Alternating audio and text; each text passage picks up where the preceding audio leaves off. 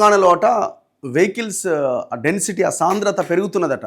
అంటే వెహికల్స్ ఎక్కువ అవుతున్నాయి అన్నమాట. తెలంగాణ రాష్ట్రంలో ఎక్కువ వెహికల్స్ తిరుగుతున్నాయట, ఎక్కువ కొంటున్నారన్నమాట. వాహన విస్ఫోటం అట. రాష్ట్రంలో పెరుగుతున్న సాంద్రత, నగరాల్లో ట్రాఫిక్ పద్మ వ్యూహం, అధిక రద్దీతో కిటకిటలాడుతున్న రహదారులు. సో కారణం ఏంటి అంటే ఇప్పుడు అందరూ కార్లు కొనాల్సిన పరిస్థితి. టూ వీలర్లు అయితే ఇంటికి 1, 2, 3 కూడా ఉన్నట్టున్నాయి ఒక్కొక్క దగ్గర. పిల్లలు కాలేజీకి పోతే బైక్ కొనియాల్సింది తప్పదు, అట్లాంటి సిచ్యువేషన్ ఉన్నది. ఇక మినిమం మిడిల్ క్లాస్ ఫ్యామిలీస్ కూడా చిన్నదో పెద్దదో మొత్తానికి కారు కూడా కొనుగోలు చేస్తున్నారు, ఎక్కడికైనా వెళ్ళడానికైనా ఇంకోటైనా.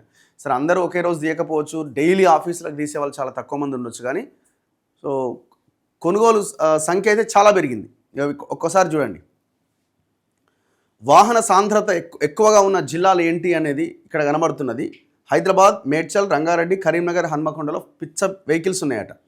హైదరాబాద్లో మొత్తం వాహనాలు 40,73,178 వెహికల్స్ ఉన్నాయట. సో ఒక చదరపు కిలోమీటర్కి దాదాపుగా ఒక 18,770 వెహికల్స్ తిరుగుతున్నాయట. మేడ్చల్లో అయితే 24,25,533 వాహనాలు ఉన్నాయి. రంగారెడ్డిలో 23,44,851, కరీంనగర్లో 7,25,333, హన్మకొండలో 5,49,026 వెహికల్స్ ఉన్నాయి. సో ఇన్ని వాహనాలు ఉన్నాయి.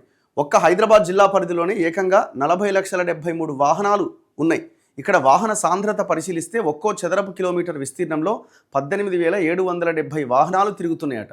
హన్మకొండ నగరంలో కూడా భారీ సంఖ్యలో వాహన రాకపోకలు సాగిస్తున్నాయి. వరంగల్, హన్మకొండ, కాజీపేట అండ్ ఖమ్మం, కరీంనగర్, నిజామాబాద్ వంటి నగరాల్లోనూ భారీ వాహనాలతో రోడ్లలో నిత్యం ట్రాఫిక్ సమస్యలు ఉత్పన్నమవుతున్నాయి. సో ఈ రకరకాల కారణాలు ఉన్నాయి. దీన్ని నియంత్రించడానికి రోడ్ల విస్తీర్ణం పెరగాలి, రోడ్లు బాగు చేయాలి, ట్రాఫిక్ నియంత్రించాలి.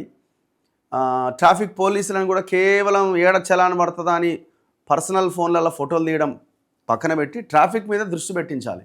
సో అప్పుడు ఏమైనా ట్రాఫిక్ని మనం నియంత్రించగలుగుతాం. సో ఉదయం 10 గంటలలోపు ఆఫీసులకి వచ్చే సమయంలో అండ్ సాయంత్రం 5 తర్వాత ఆఫీసుల నుంచి ఇంటికి వెళ్ళే సమయంలో నరకమే ఒక్కొక్కరికి.